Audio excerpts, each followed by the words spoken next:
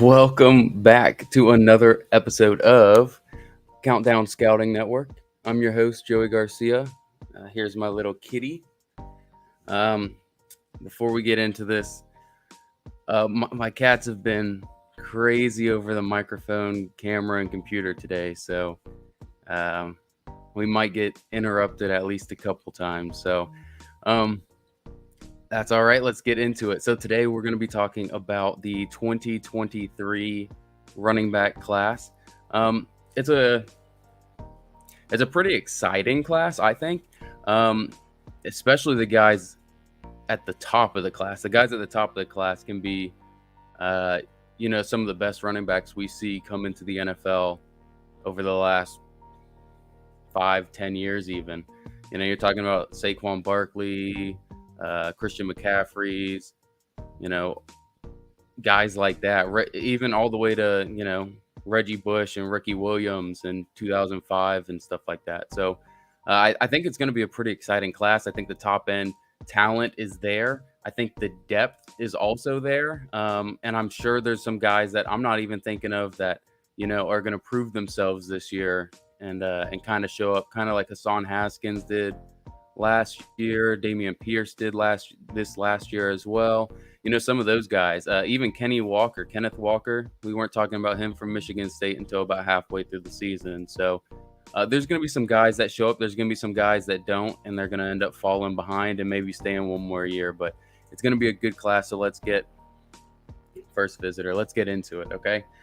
Before we get to that, I got a couple announcements I want to say. So, I want to keep this about 30 minutes, get in and get out, because my best friend just got in town. So I want to, be able to go and hang out with him. So we're going to try to keep it short. I'm thinking next week we might start doing 2 episodes, an NFL news episode on Monday, keep it between 10 to 20 minutes. And then on Thursdays, we'll move Wednesday's main topic to Thursday. Just so, I want to keep these episodes under 30 minutes. And right now we're just getting a bunch of NFL news. It's not going to be like that the entire off season. So it's not going to be every single week. It's not going to be a Monday, Thursday. But I did want to let you know, because today we've got a lot of NFL news. I don't know how much of it I'm actually going to be able to touch on and keep this under 30 minutes. So let's just start out. So quickly, we won't talk about this very much. Tua was talking to the media.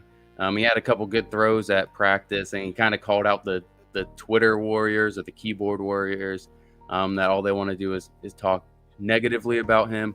And I like that, because it's kind of showing some confidence. This is, basically his last chance after this year. If he doesn't prove that he can be a franchise quarterback, it's on to the next one. So, you could see in his first couple years, he was shy. He wasn't really outspoken towards the media. He wasn't really talking too much. Even some of his teammates were saying that, they would like to hear him be more of a vocal leader. You can tell he's kind of got some swagger right now and everything. So I'm excited to see what comes about that. I think this offense favors him, and he's got a bunch of weapons. So I'm happy that he, he's having some fun with it. Him and Mike McDaniel, it seems like, are a good combo. So we'll see. If it doesn't work out, they'll just Miami Dolphins will take a quarterback next year. Tua will be on the streets, but it doesn't affect Mike McDaniel. So we'll see how it goes once the season starts. Some OTA news. Let's get into the first one. Jimmy G was excused from OTAs. We figured that was going to happen. He's nursing an injury. Plus, they're going to, they're trying to trade him. There's no point in him going out there, especially since I think he is the better quarterback right now. And I think he is the leader in that locker room. So you kind of want to keep that away from Trey Lance. Let Trey Lance build up his confidence. Let him kind of become the leader and have the team gather around him, because he's the one that's going to be leading them into the fire once the season starts. So I think that's good for both parts. Jimmy G can just worry about rehab and worry about finding a new team, and the 49ers get Trey Lance to, try to build up the confidence of his teammates around him and become that leader. Another guy, Dalton Schultz, is not going to OTAs. I don't think this is excused. I know they have a mandatory week coming up. I believe it might be this week or it's next week. I'm not 100% sure, but he's not showing up because he is frustrated without the contract talks. I don't know exactly what he's looking for, but with David Njoku just getting a new contract and not putting up the kind of numbers that Dalton Schultz put up, I'm sure he's looking for a big payday. You know, Mike Gesicki's about to get one. Mark Andrews is right now leading the top of the tight ends, but Darren Waller's about to have to get another one. So again, if I was him, you know, I would strategically play this out and see if, you know, maybe you let Gesicki get a contract and maybe you let Darren Waller get a new contract. The next thing you know, the price keeps going up and up for you. So, you know, I'm all in favor of players getting money. And I'm in favor. I'm actually okay with him sitting out right now.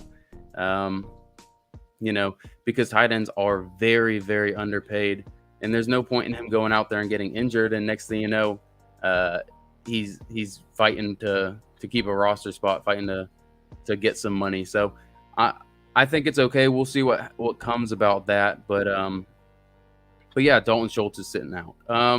Another guy who actually showed up to the training camp is Deebo Samuel. He's finally shown up.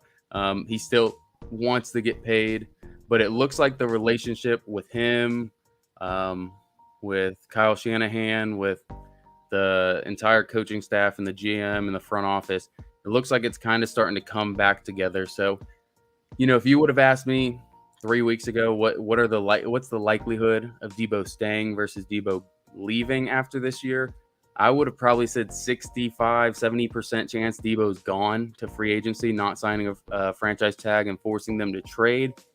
And then, you know, 30-35% chance he stays. Now, I'm thinking it's more of a 60% chance he stays, 40% chance that he's traded or gone in free agency. So, again, that's good progress for them.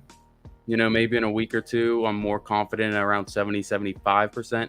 But right now, there's still a lot of ground to be made up between those two sides. So, what is next? Couple more spots I want to touch on. Oh, Felipe Franks, quarterback from Florida, then transferred to Arkansas. I believe he was not drafted, but picked up as an undrafted free agent by the Atlanta Falcons.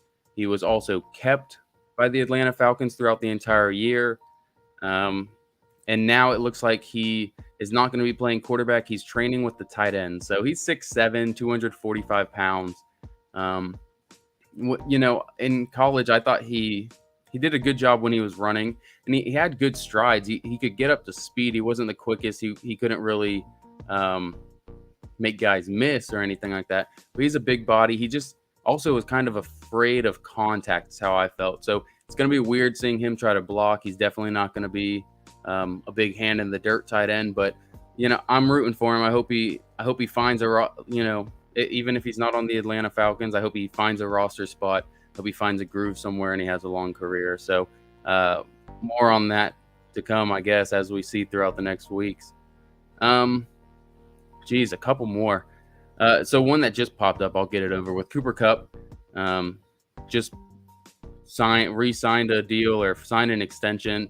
So it's basically a 5-year, I think it was a 5-year, $110 million deal or something like that. So, you know, it's still a value for what they're getting for Cooper Kupp. So, it was an extension, a 3-year extension, which basically made his entire 5-year deal that's remaining $110 million. So good for him. He finally got his money. He didn't complain about it. They worked on this in the background. So I think the Los Angeles Rams are going to be going for another Super Bowl run. I don't really know how many people have the weapons and the defense and also the coaching staff that they have. So that's going to be tough to beat. I think the NFC is all basically theirs. NFC's weak as it is.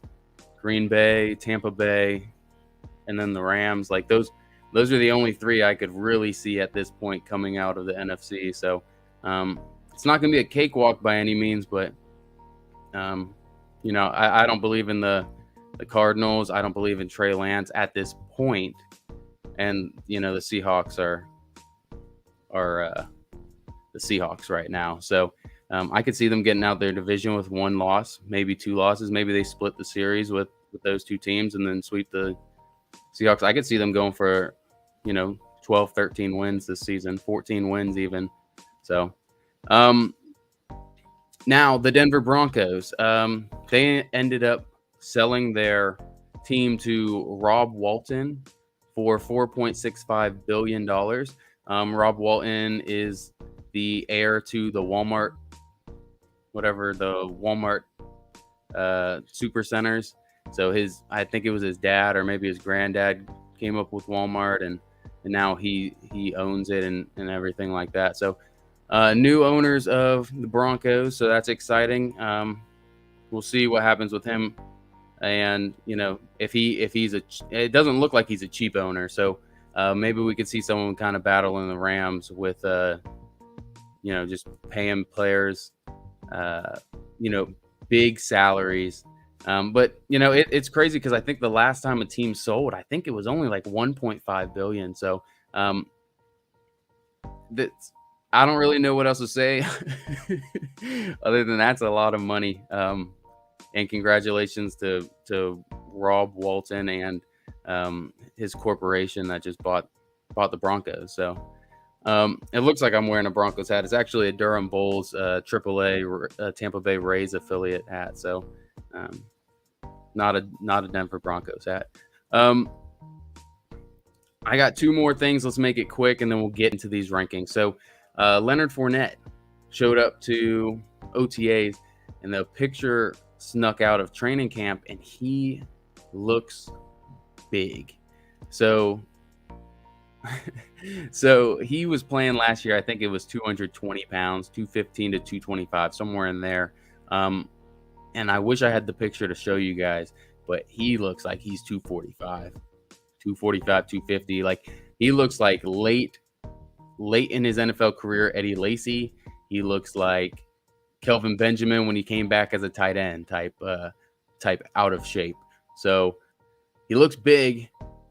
I don't really know if, because we're still months away from the actual NFL season kicking off, so he can get back in shape. It's 20, 25 pounds that he has to lose and really get back in shape. So maybe he took a little while off, and he ate a little bit of cake or something, and he can cut it back down. But right now, if I'm a fantasy football owner, I'm going after Rachaad White. They just drafted him in the 3rd round. He's very athletic, very big. He's like 6'1", 215, strong but fast, running back out of Arizona State. So I could see him coming in day one and being the day one running back, just especially if Leonard Fournette stays out of shape throughout the first half of the season, and especially throughout preseason minicamp. That's just more reps for Rachaad White. And as soon as he catches up in the system, I think he's going to do some big things. So, finally, the last piece of news. I don't know what Deshaun Watson's doing. His lawyer is out there saying some stupid stuff. If I was Deshaun Watson, if I was his lawyer, I would just kind of just shut up. Don't say anything. Keep your head low. Maybe go to a homeless shelter and freaking hand out food there, do some volunteer work with pediatric kids and stuff like that. I would be doing the best I can to kind of help my image. Instead, Deshaun Watson posted on social media him with Mia Khalifa, is an adult film star, or a former adult film star, and she was dressed up in a maid outfit that was a real maid outfit. It was one of those lingerie ones, and they were playing basketball, and she was up on him, and just inappropriate videos, with a guy that there's a lot of bad things going out about him and about him with females, and I don't understand why you would go and just do something so stupid by filming that. You know what I mean? Filming that, posting it on your social media like nothing's happened. Like there's not 27 civil cases against you sexually assaulting women. And then your lawyer comes out and says, um, kind of quoting. I don't really know exactly what the quote was, but basically to the fact of, well, happy endings aren't illegal, stuff like that, where he's saying, well, nothing he did was illegal. You can't be saying that. You have to be more sensitive about that kind of stuff. And if I was Roger Goodell, I heard Colin Cowherd saying this, and I agree 100%. If I'm Roger Goodell, I'm telling him he's suspended for the year, and we'll do an investigation next year. And then maybe next year comes around, and if he's still doing stuff like this, well, you're suspended another year. They could blackball him from the league. And what the and what the Cleveland Browns did, where they guaranteed like basically all his whole contract, $45+ million a year for the next 5-6 years, all guaranteed for a guy that has 27 sexual assault civil lawsuits against him. I don't understand it. And if I was Roger Goodell, I would almost basically ban him from the league. So, and I don't think they'd get much pushback at all from it. So, yeah, that's all the NFL news I had today. And again, I rushed through it, and it still took 18 minutes. So I think if we have more news like that, I'll go ahead and do an extra episode, on Monday, and then push one of these to Thursday. So I won't be posting that on Instagram or anything like that.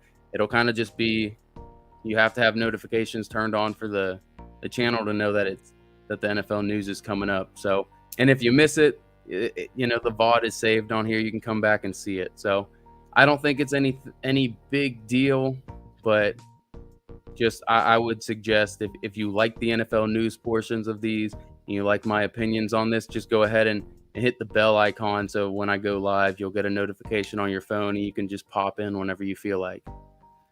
All right. Got that part out of the way. I've got 15 minutes to try to go through all these guys. So here we go. I will share my screen.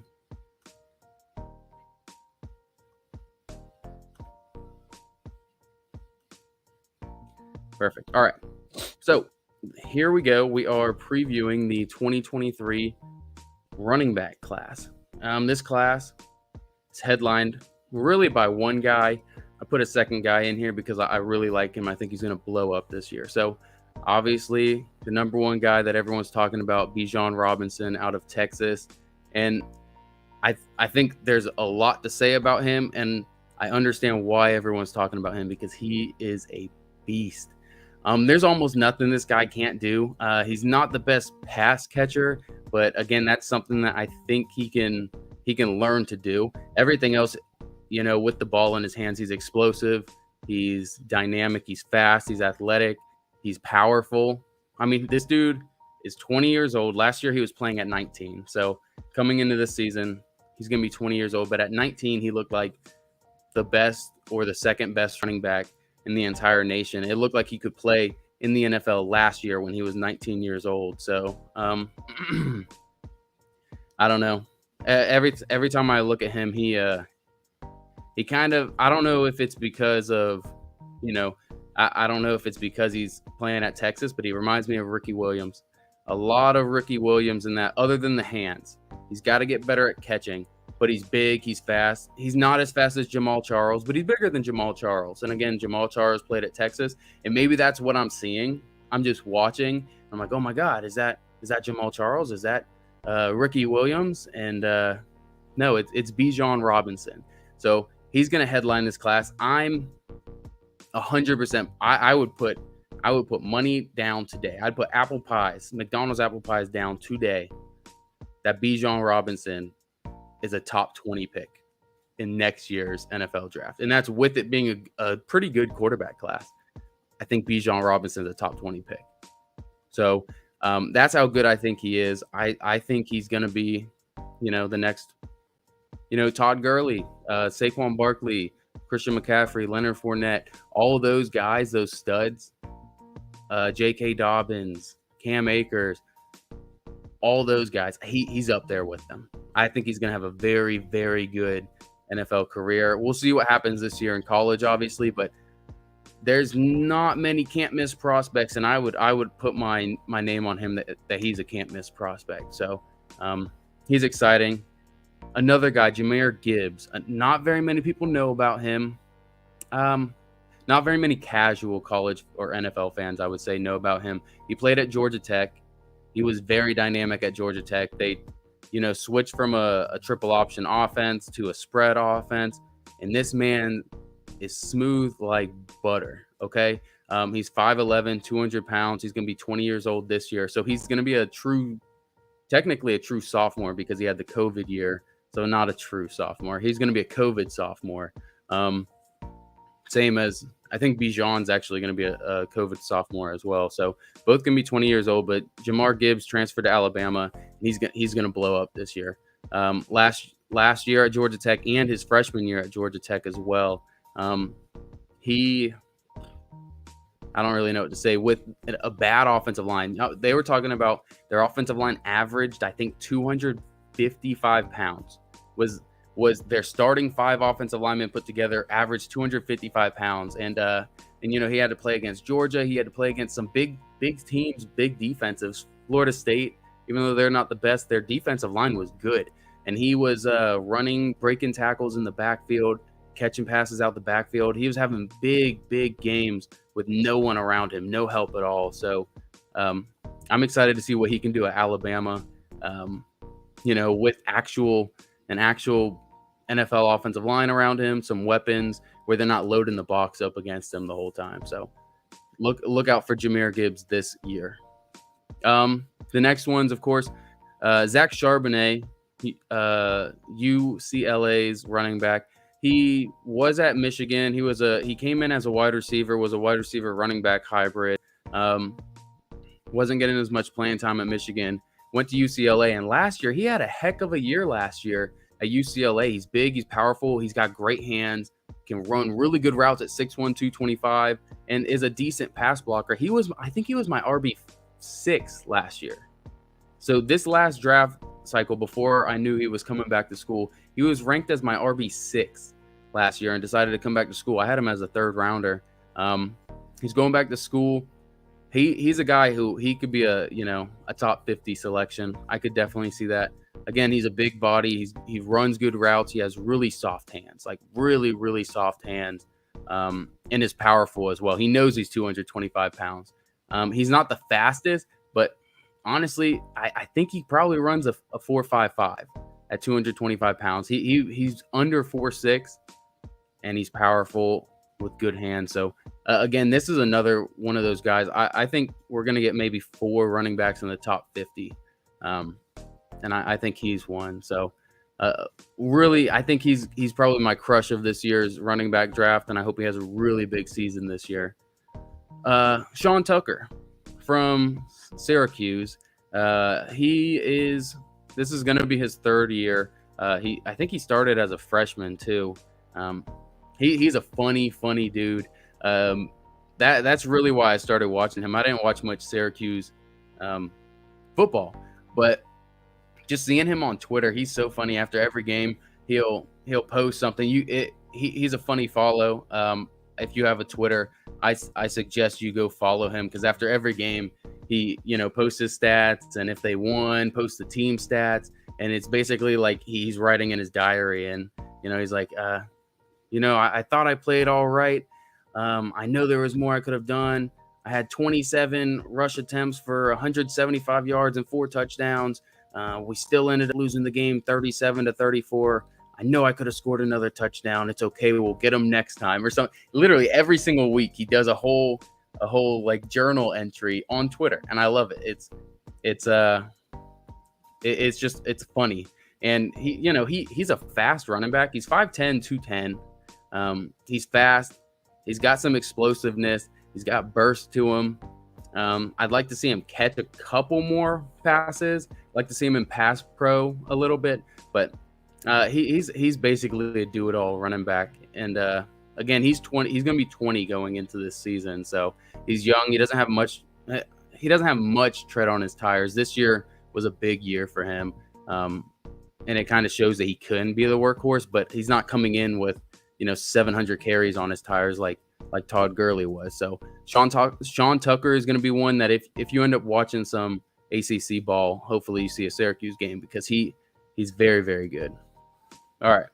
I am not doing a very good job on time, but that's okay. Tank Bigsby is another one from Auburn. He started as a true freshman. He's going to be 21 years old. He thought about transferring out this year, but he didn't. He's 6 foot, 205 pounds. Again, he's a smaller.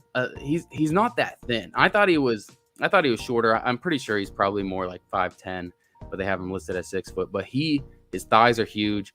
His his biceps are huge as well. And even though he's 6 foot, 205 pounds, you would think it's kind of a skinnier frame for a 6 foot guy.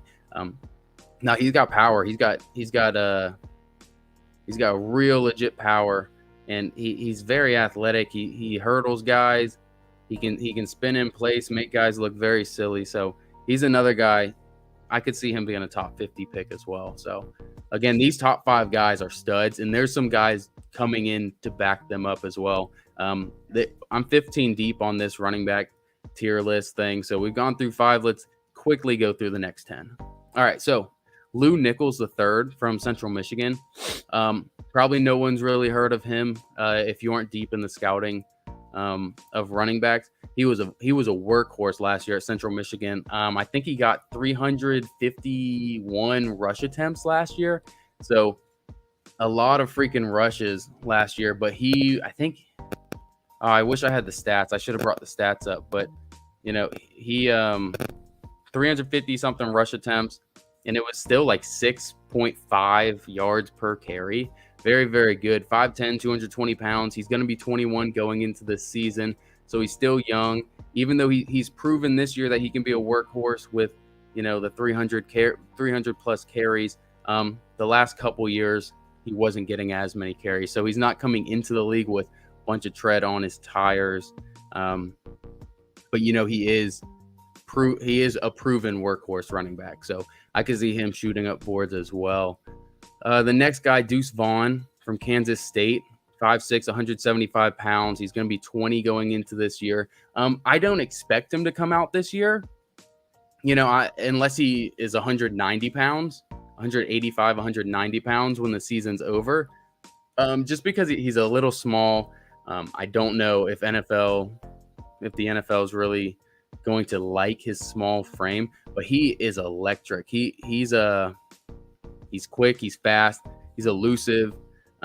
He's really, when you think Darren Sproles, when you think, oh goodness, Tavon Austin, that's what I think of Deuce Vaughn. So I would love to see him put on 15 pounds, as long as it's not going to negatively affect his speed and his agility, because you could not touch this man in a phone booth. If you were locked in a phone, I'm serious. If you were locked in a phone booth with him, you could not touch this man. He is that good.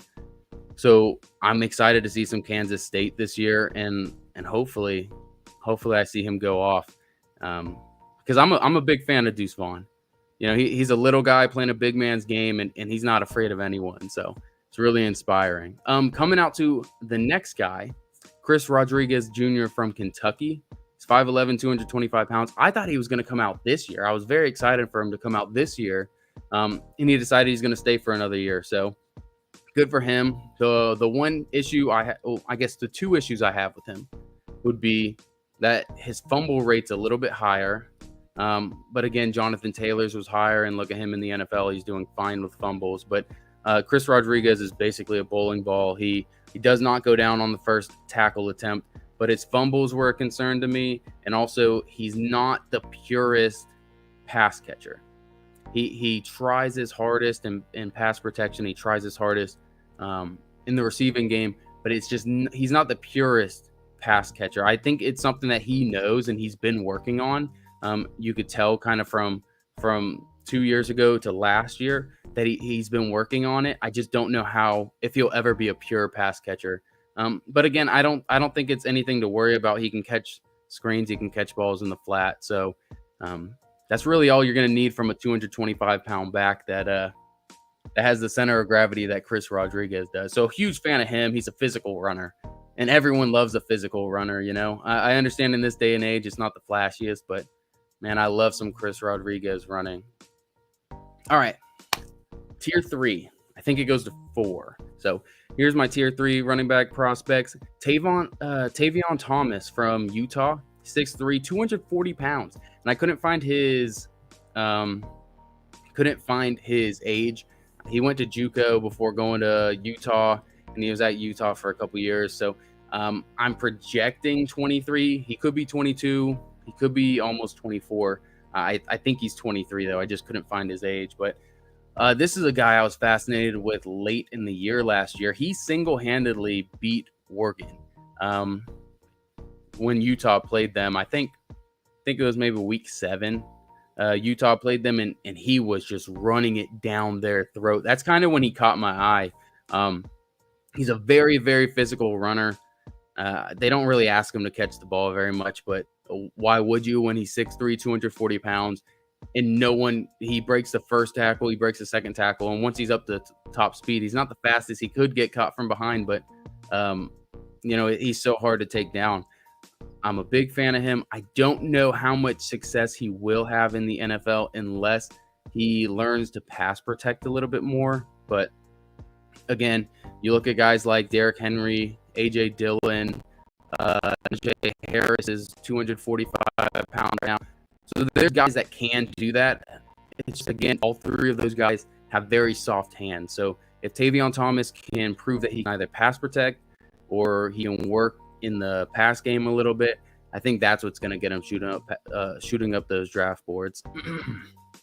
Zach Evans, he's an interesting one for me. So he committed to Texas, then he committed to Florida, then he committed to TCU, and he finally went to TCU. So he's a guy who has all the athletic ability in the world. I just don't know if he truly loves football. That's the one thing I have with him. He played at TCU last year and then transferred to Ole Miss. And he's 5'11", 200 pounds. He's already 21 years old. And I think he only has 600 scrimmage yards to his name. This Ole Miss offense is very favorable to his skill set. And I think he could blow up this year. But the only thing that I am concerned about is his character. I don't know if he truly loves football. And I don't know.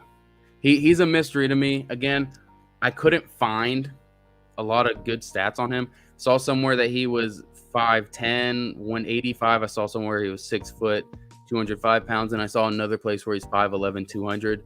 Again, I don't know. I really don't know. I think he's 5'11", 200. We're going to go ahead and say that. And I really hope he puts together a strong year this year, and I hope he matures just a little bit. If he can mature a little bit and figure out what he wants to do in life, even if it's not football, I think that would help him out a ton. But again, he's got all the athletic traits you look for in a running back. He's got soft hands. He can run good routes. He's got enough power, burst, speed, all that athleticism that you would want. So this is going to be a big year for him. I'll say that. This is going to be a big year, whether he stays in school, quits football entirely, or goes to the NFL. This is going to be a huge year for him. And I'll be on the lookout to see what happens with him. All right, the last 5. These are basically honorable mentions, guys that I'm excited to see, and we'll see what happens with them. Chase Brown from Illinois. He's 5'11", 205 pounds. He's an older guy, but again, he's a kind of do-it-all back. He's more of a, I want to say, like, what's the term?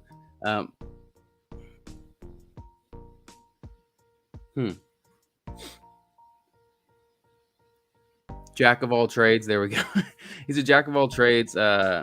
He's not a master in anything by any means, but he can do it all. Inside zone, outside zone, catch out the backfield. He's an okay pass protector.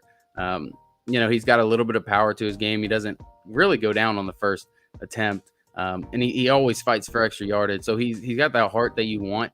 And again, you don't really see him on big games because it's Illinois. Most of the time he's on big noon kickoff. Sometimes not even on that with the Big Ten. So that's another guy I'm really going to keep my eye out for this year because I think he's going to be pretty good this season and also next year in the NFL. Again, he's 23 years old, so he'll be a 24-year-old rookie at running back that's not really good, but I think if anyone can do it and make a good career, I think he's one to do it. Blake Corum from Michigan. He's 5'8", 205 pounds. Last year they had Hassan Haskins, who was kind of the bruiser on the inside. Blake Corum was the pass-catching back. I hope we get to see him run the ball a little bit more. He was always, catching sweeps out the backfield. He's a good pass protector. At 5'8", 205 pounds, he's not afraid to get his nose dirty and get some blitzing linebackers up the A-gap. So I love that about him. He's got really, really soft hands. He's pretty quick as well. So Blake Corum is kind of the new age type of running back, 5'8", 205 pounds. So he's got that stocky build to him. And he's got good burst and he's got good hands. So I think he'll make a name for himself this year and be a solid running back in the NFL.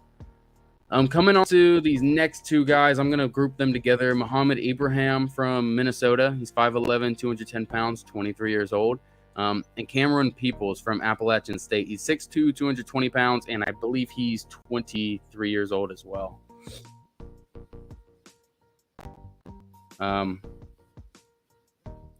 Yeah, he's 23 as well.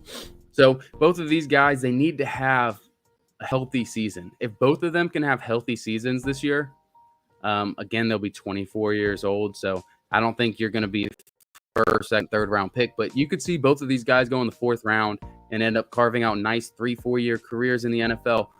But they have to stay healthy.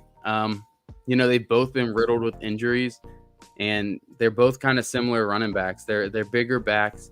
They're bigger backs that can catch the ball out the backfield as well. They're pretty fast for their size. And that's the only thing is just injuries for both of them. Just injuries. If they can have good, healthy seasons this season, I'll be excited to see where they go. But that's really what they're missing is health. So last guy that we're going to talk about, and then I'm going to head out of here, is Evan Hull from Northwestern. I would like to see him run the ball a little bit more. He's almost basically just a third down back exclusively. He can pass protect pretty well, and he's got really, really soft hands. He catches basically everything. He's almost a wide receiver just lined up at running back. You think about, like Cordero Patterson. Obviously, he doesn't have the build of Cordero Patterson, but he's got the hands. He's got the fluid route running. He's almost like a natural receiver just lined up at running back. I really do like him. And again, just like with Blake Corum, it's kind of that new age running back where you almost want to you'd rather use them in the pass game than shove them up the middle 20 times a game. So I'm excited to see what he does. And again, I don't think he's going to put up flashy numbers, but I would just like to see him run up the middle a little bit more and stuff. He's going to catch the ball plenty. That's his sport. That's what he loves doing. That's what he's good at. So you don't want to stop what he's good at, but I would just like to see a little bit more of inside running with him and see him break against more tackles to feel confident about him being a full-time 3-down running back. So, all right, that is the running back preview that I had for you guys. I appreciate you stopping by. Next week, Monday, we might have a show. I'm not sure. But next Thursday, we're going to move it to Thursday, still 7:30. Next Thursday, we are going to go over today was running backs. We're going to go over wide receivers. So thank you guys for stopping by. And next week, I hope to see you guys while we preview the wide receiver class for 2023.